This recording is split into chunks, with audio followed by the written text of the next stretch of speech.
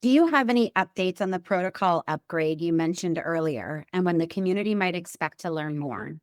For those who are unaware, I've been working on the next feature set for Carbon, if we can call it that. It's been a long time in the works, and it really represents a pretty significant generalization of the protocol. I think is immensely powerful. There is a process whereby we file a provisional patent application to protect our intellectual property on these kinds of things.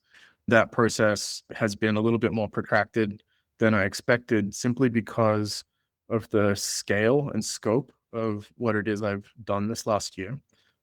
It's a significantly more complicated invention. And so it's taking a little bit longer than I had expected.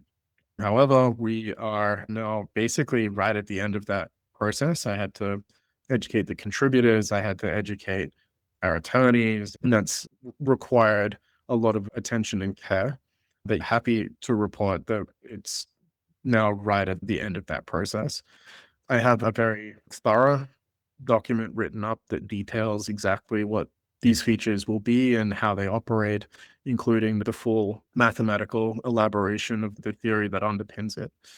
And I would expect that it's probably only a few weeks away now, but rest assured that with respect to its development, that actually began a long time ago. It's not like this is step one and we need to wait to publish. I need to do a huge amount of implementation and feasibility studies and fixed point arithmetic, precision and accuracy tests, and potential gas considerations, contract size, and all that kind of stuff. So that development process has already begun and is getting quite mature now.